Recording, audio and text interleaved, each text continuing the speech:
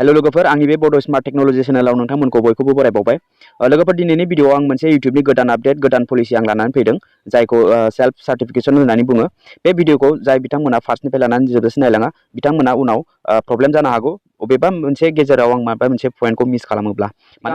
जोङो सिगांनिफ्रायनो गोबां चेनेल क्रिएट खालामनानै बायदि बायदि रोखोमनि भिडिअ आपल'ड खालामनानै गोबाङानो गोबां रां खामायगासिनो दङ। बेबादिनिफ्राय बे इउट्युब प्लेटफर्माव बेफोरबायदि खालामनो मोननाय नंला आरो बिनि थाखायनो बे भिडिअखौ जोबजासिम नायलां। बे भिडिअआ मनेटाइजेसन अन जानायनि थाखायबो आरो अन जायैनि थाखायबो बेयाव मनेटाइजेसननि अन जानाय जायैनि खुनु खोथा गैया।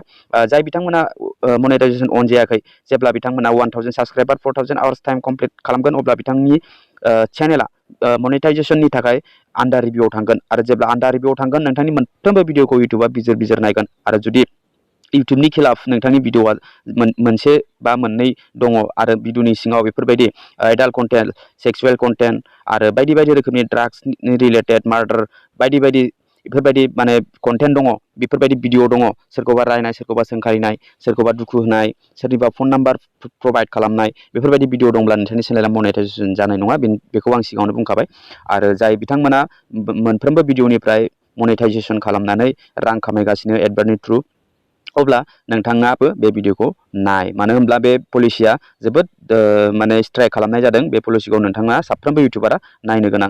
अके अब्ला आं फार्स्टआवनो खिन्थागोन जोङो बांसिनानो गोबाङानो जोङो मा खालामो डाइरेक्ट इउटिउबनिफ्राय भिडिअखौ आपल'ड खालामो। अके नोंथांनि जुदि भिडिअआव जेबो बेफोरबायदि इउटिउबनि जेबो बेफोरबायदि कन्टेन्ट गैया अब्ला नोंथाङा अबियसलि इउटिउबनिफ्राय आपल'ड खालामनानै डाइरेक्ट चेनेलखौ मनेटाइजेसन खालामनानै लानो हायो। बाट दा इउटिउबा ओरैबायदि बुंदों क्रम ब्राउजारनिफ्राय भिडिअखौ आपल'ड खालामगोन आरो खालामखांनायनि उनाव नोंथांखौ एवारनेस माने एलार्टनि थाखाय मोनसे होनाय जादों। मोनसे आङो दा खिन्थागोन इन्टारप्रेस मोनसे आं बर'नि बेयाव नोंथाङा जेब्ला क्रिएटआव क्लिक खालामनानै भिडिअ आपल'ड भिडिअआव नोंथाङा जेब्ला क्लिक खालामो अब्ला बेफोरबायदि इन्टारप्रेस फैगोन। अब्ला आङो बेयाव रेन्डमलि मोनसे आं भिडिअ सेलेक्ट खालामनानै आं आपल'ड खालामग्रोनि। अके आं बेफोरबायदि आङो बेयाव भिडिअखौ जेरै आपल'ड खालामो बेफोरबायदि आपल'ड खालामबाय। बिनि उनाव आङो मनेटाइजेसननि सेक्सनाव क्लिक खालामनानै बेहाय आङो मनेटाइजेसनखौ अन खालामगोन। नोंथाङा जुदि नोंथांनि भिडिअआव जुदि बेफोरबायदि जेबो गाज्रि राव सोरखौबा सोंखारिनाय बेफोरबायदि जेबो कन्टेन्ट गैया अब्ला नोंथाङा नोंथांनि चेनेलाव मनेटाइजेसन खालामनो हायो। आरो जुदि बिदि दङ अब्ला नोंथांनि चेनेला मनेटाइजेसन अन जानाय नङा आरो नोंथाङा बे भिडिअनिफ्राय रांबो खामायनो हानाय नङा आरो नोंथाङा पेनाल्टिबो होनांगोन आरोखि। अब्ला दानिया बेफोरबायदि इन्टारप्रेस फैनानै मनेटाइजेसन अन खालामनाय लोगो लोगो नैयाव एड सुइटेबिलिटि दङ।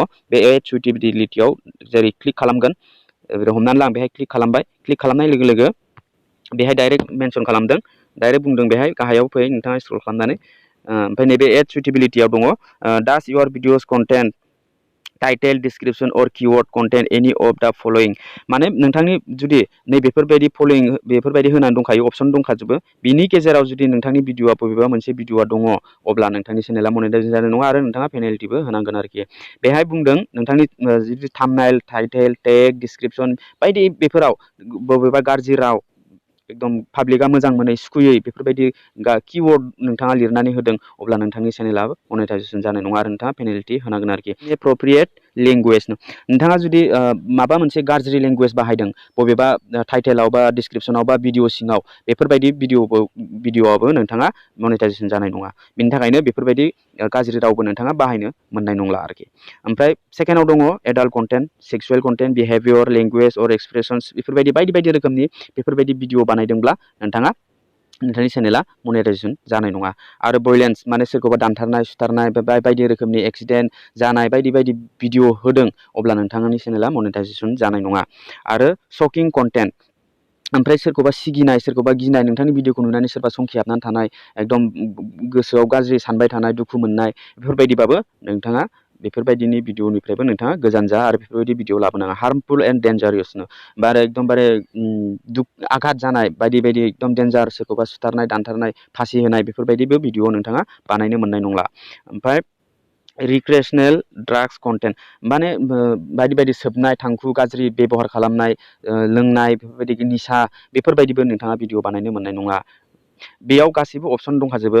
ओमफ्राय बायदि बायदि रोखोमनि माने सोरखौबा ग्रुपआव जेनेबा सोरखौबा ग्रुपखौ थांखिनाय सोरखौबा ग्रुपखौ गाज्रि रावजों बुंनाय माने सोरखौबा अबेबा ग्रुपखौ माने गाज्रि गोसो सोलो लानाय बेफोरबायदिबो नोंथाङा भिडिअ बानायनो मोननाय नङा आरो बेयाव नोंथाङा मिथिखागोन भिडिअ बानायबा आरो नोंथांनि फन गुबुननि फन नाम्बारखौ शेयार खालामना होनाय गुबुनखौ लकेसनखौ बोरै ट्रेक खालामनांगौ बोरै बे जायगाया बहा दङ गुबुननि नामखौ एड्रेस पाता माने नोंथाङा नोंथांनि भिडिअजों खिन्थानाय गाज्रि रायनाय सोंखारिनाय बेफोरबायदि भिडिअखौ नोंथाङा बानायनो मोननाय नंला। नोंथाङा साननो हागौ बेफोरबायदि भिडिअ गोबां दङ होननानै सिगांनिफ्रायनो बानायबोगासिनो दङ जेरै रस्टिं चेनेल दङ बायदि रोखोमनि बिराद गाज्रि रावजों रायो बायदि सोंखारियो बाट बिथांमोना मिथिथ'वाखै बिथांना जे मा पेनाल्टि जानानै दङ एबा जागोन बेखौ मिथिथ'वा आरो गुबुन सिगाङाव भिडिअ जायनाव चेनेलफोराव दङ जायनाव भिडिअ दङ बिथांमोनाबो सानसे समाव पेनाल्टि होनांगोन आरो बिथांमोना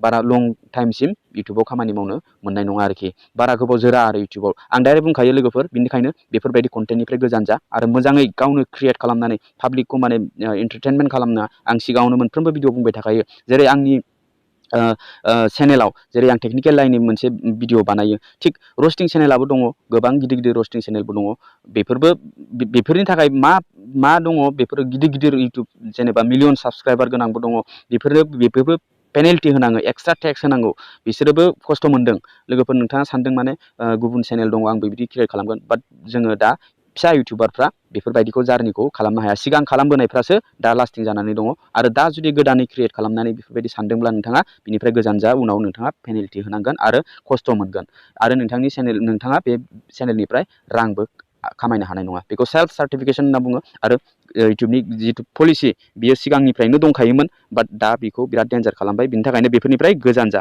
बेफोर गासिबो बेफोरनि भिडिअ बेफोर पइन्टनिफ्राय बाहार नोंथांनि भिडिअआव जेबो बेफोरबायदि गैया अब्ला नोंथाङा डाइरेक्ट मा खालामनांगोन नैबेयाव नन अफ दा एबभआव क्लिक खालामनानै नोंथाङा नैबे साबमिट रेटिंआव नोंथाङा क्लिक खालामना होदो बिनि उनाव मनेटाइजेसन जागोन नोंथाङा बे भिडिअनिफ्राय रां खामायनो हागोन आरो जुदि बेफोरबायदि पइन्टआव मोनसे दङ नोंथांनि भिडिअ सिङाव आं जेरै खिन्थादों बेफोरबायदि थायोब्ला नोंथांनि चेनेला मनेटाइजेसन जानाय नङा आरो नोंथाङा पेनाल्टि होबाय थानांगोन आरोखि बेनिखायनो साफ्रोमबो इउटुबारा बे भिडिअखौ नायनानै एसेबाबो बुजिबाय जानांगौ लोगोफोर आरो आं बे भिडिअखौ बेखिनियावनो दोनथ'नाय जागोन आरो आंनि बे भिडिअखौ नायनानै मोजां मोनदोंबा लाइक खालाम आरो बेफोरबायदि इनफरमेटिभ भिडिअ नायनो थाखाय आंनि चेनेलखौ साबस्क्राइब खालामनानै बेलनि अल नटिफिकेसनखौबो अन खालामनानै होदो अब्ला लोगो मोनगोन next video tata bye bye and take care